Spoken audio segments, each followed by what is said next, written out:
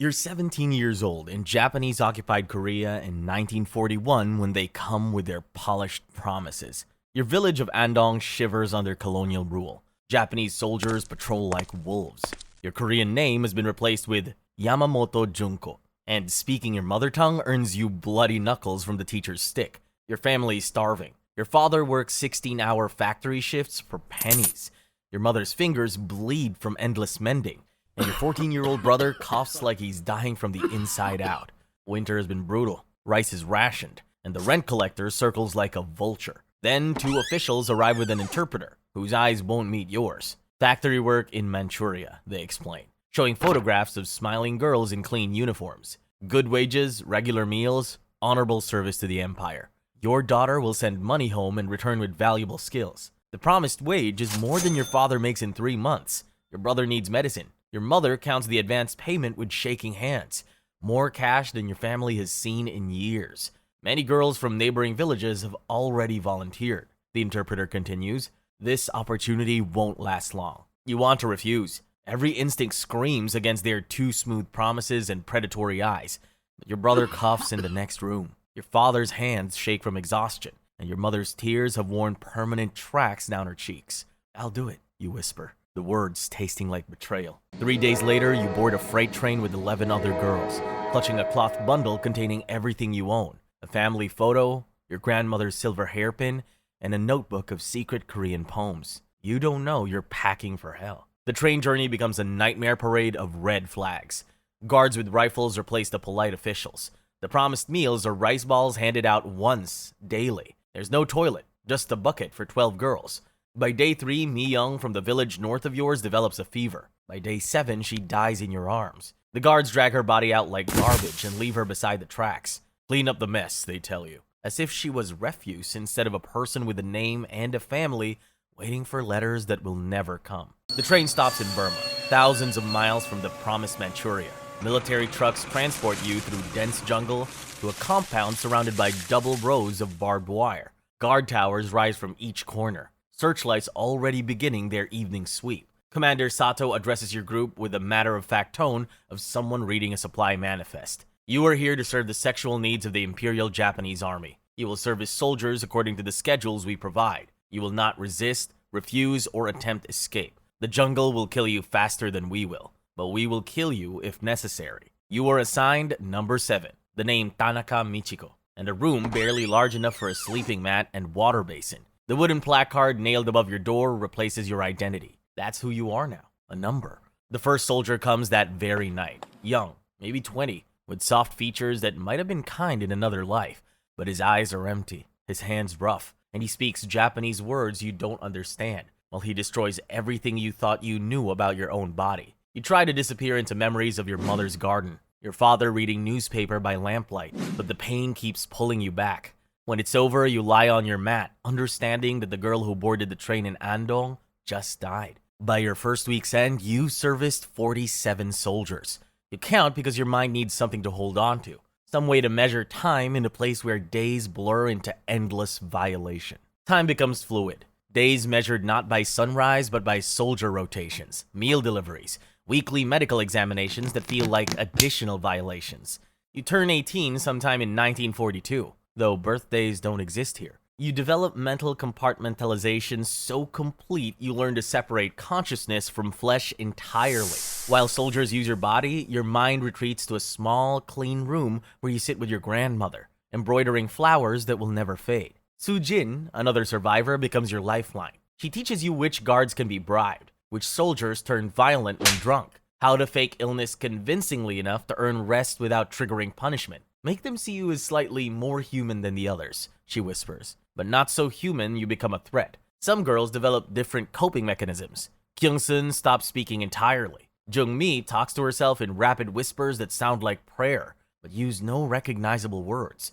You perfect the art of absence, floating above scenes while your body endures what cannot be survived. By 1944, chronic pain settles into your joints.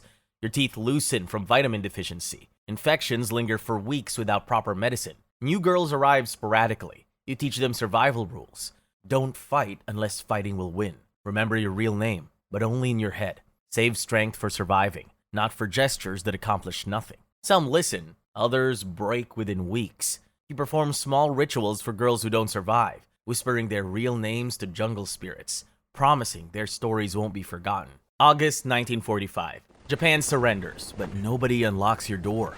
Officers burn papers behind the administrative building, and rumors spread of some posts disposing of women. Commander Sato announces, transport will be arranged for your relocation. Sujin overhears guards talking. They're eliminating evidence before evacuation. All evidence. You escape during the darkest pre-dawn hour, cutting through barbed wire with a stolen kitchen knife, following Sujin's hand-drawn map towards a river 2 miles northeast. The jungle swallows you immediately. A wall of green so dense you lose sight of the compound within 50 yards. For 4 days you follow game trails and stream beds, eating leaves and bark, drinking from streams without worrying about disease. Sujin develops fever on day 3, becomes delirious, and dies quietly on day 4. You dig her grave with bare hands and whisper her real name. Pak Sujin from Incheon to the spirits. For the first time since capture, you are completely alone. The Burmese village, where you finally stumble, emaciated and infected, provides rice and fish broth, but treats you with distant wariness. You represent something they don't want to acknowledge, war's reality for women. Allied forces eventually process you through repatriation camps, a nightmare of paperwork and bureaucratic indifference. Mrs. Kim, an older Korean woman, coaches you through the system. Tell them you are a factory worker. The truth makes officials uncomfortable, and uncomfortable officials don't approve paperwork. The merchant vessel to Busan takes 12 days. You spend most of it on deck, watching the ocean and trying to prepare for a homecoming that feels like attending your own funeral. 9 months later, you're standing in front of your own home. Your mother opens the door before you knock, aged decades in your absence, hair completely gray, face lined with permanent worry channels. Sunja? She whispers, using your real name for the first time in years. Your family has built a life during your absence. Your father has steady work with American supervisors. Your brother studies engineering in Seoul on an American scholarship. There's no space in their recovered world for the broken stranger you've become. That night, listening to your parents whisper about your hollow eyes and flinching reactions, you know you can't stay. Within a week, you leave Andong forever, carrying a carefully crafted lie about finding work in Seoul. Seoul in 1946 is a city reinventing itself, perfect for someone needing to disappear. You find factory work, rent corners of boarding house rooms, perfect the art of existing without leaving traces. You move 7 times, change jobs 12 times, develop supernatural abilities to survive chaos using skills learned in the compound, reading men's intentions, becoming invisible when necessary. The Korean War arrives like returning fever. Chinese soldiers, North Korean troops, American forces. To women like you, they're all potential threats. You learn to recognize army units moving through the city and disappear until they pass. By 30, you look 50. Malnutrition has left your teeth loose, hair thin. Chronic infections have damaged your reproductive system so severely, a back alley doctor calls it war damage, as if your body were a bombed building. Sometimes this feels like loss, the traditional life that might have provided cover. More often, it feels like mercy. You've become an expert seamstress, read voraciously, write poetry in your notebook. At 50, you realize you've spent more years hiding than you lived before it happened. You begin wondering if silence honors what happened to you, or if it's another form of imprisonment. Korea democratizes in the 1980s. Students occupy universities. Journalists investigate forbidden topics. The enforced silence that protected you begins feeling more like suffocation than safety. In 1990, you read about Professor Yoon Chung-ok's research into comfort women, the clinical term finally giving name to your experiences. We need survivor testimonies, she says, to ensure this history isn't forgotten. After 17 drafts over 3 months, you mail a letter offering testimony. 3 weeks later, they reply with compassion and professionalism. In your small apartment, you tell your story in fragments to researchers who believe you. Understand the historical context. Value your experience as evidence rather than shame. On August 14, 1991, you stand outside the Japanese embassy with 12 other survivors. Most wear masks to conceal identities. You choose to show your face. After 50 years of hiding, you want to be seen. Kim Hak-sun gives the first public testimony. When she finishes, you step forward. My name is Kim Sunja, you say, using your real name publicly for the first time since 1941. I was 17 when they took me. I want the world to know what happened to us. Your voice shakes, but grows stronger with each sentence. You describe the system for what it was: state-organized sexual slavery, used as a weapon of war and a crime that destroyed hundreds of thousands of lives. We were children with dreams and families and futures. You took all of that and tried to erase us from history. The response is immediate and overwhelming. Support letters from women's groups and individuals expressing admiration, but criticism too. Anonymous calls questioning your motives.